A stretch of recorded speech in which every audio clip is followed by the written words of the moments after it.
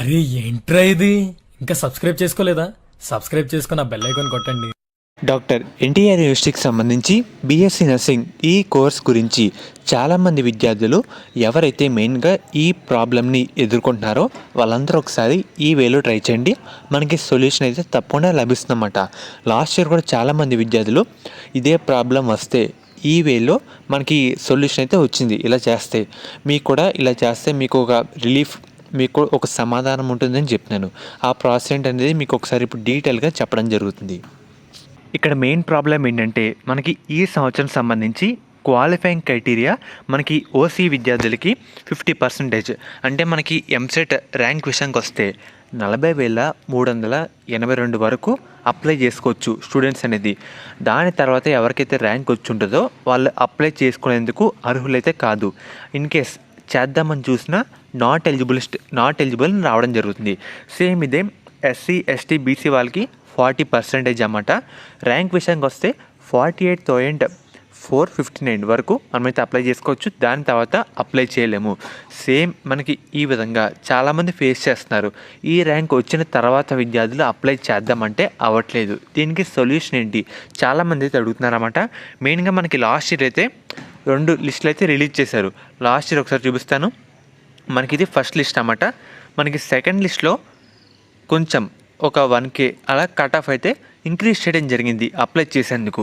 కానీ చాలామంది విద్యార్థులు ఇంకా ఉన్నారని స్టూడెంట్స్ ఏం చేశారంటే, మనకి ఎవరికైతే నాట్ ఎలిజిబుల్ అని వచ్చిందో వాళ్ళందరూ యూనివర్సిటీకి వెళ్ళి ఒక లెటర్ అంటూ సబ్మిట్ చేయాలన్నమాట. అంటే పలానా ర్యాంక్ వరకు మేము ఇంకా మాది ఎక్కువ వచ్చింది, అప్లై చేద్దాం అనుకుంటున్నాము అని ఒక లెటర్ అయితే రాస్తే వాళ్ళైతే తీసుకుంటారు. లాస్ట్ ఇయర్ కూడా ఇలాగే జరిగింది. చాలామంది విద్యార్థులు కౌన్సిలింగ్లో పార్టిసిపేట్ చేయాలని అనుకున్నారు, యూనివర్సిటీకి వెళ్ళారు, లెటర్ కూడా రాశారన్నమాట. సబ్మిట్ చేస్తే మనకి రెస్పాన్స్ అయితే రావడం జరిగింది. లాస్ట్ ఇయర్ బ్యాచ్ వాళ్ళు కూడా ఇదే చేశారు. కొంతమంది విద్యార్థులు యూనివర్సిటీకి వెళ్ళి లెటర్ రాసి సబ్మిట్ చేసి ఫైనల్లీ సీట్ కూడా తెచ్చుకున్న విద్యార్థులు కూడా ఉన్నారన్నమాట. మెయిన్గా మనం చేయాల్సిన ప్రాసెస్ ఏంటంటే, ఎవరైతే ఈ ర్యాంక్ కన్నా ఎక్కువ వచ్చి ఉంటుందో కౌన్సిలింగ్ కూడా పార్టిసిపేట్ చేయాలి అనుకుంటున్నారో ఒకసారి మీరు యూనివర్సిటీకి వెళ్ళి ఒక లెటర్ అంటూ రాయండి. అక్కడ అఫీషియల్స్ వాళ్ళకి ఒకసారి ఇవ్వండి. వాళ్ళు ఏమైనా మనకి హెల్ప్ చేసే అవకాశం అయితే ఉంటుందన్నమాట. అంటే మీకు ఒకసారి డెమో చూపిస్తాను. లాస్ట్ ఇయర్ మనకి సెకండ్ లిస్ట్లో చూస్తున్నారు కదా, ఇక్కడ 36,000, 43,000, ఇంకోటి 38,000 దగ్గర మనకి కట్ ఆఫ్ ర్యాంక్లు అయితే ఉన్నాయి. మీకు ఇంకో ట్విస్ట్ అయితే చూపిస్తాను. మనకి ఇక్కడ ఎలిజిబుల్ లిస్ట్లో లాస్ట్ ఒకసారి ఎంతమందికి ఏ ర్యాంక్ వరకు అవకాశం కల్పించారో ఒకసారి చూపిస్తాను. ఇక్కడ ఎంసెట్ ర్యాంక్ అన్నమాట. ఈ కాలం వచ్చేసరికి ఎంసెట్ ర్యాంక్ కాలము. ఇక్కడ చూస్తున్నారు కదా,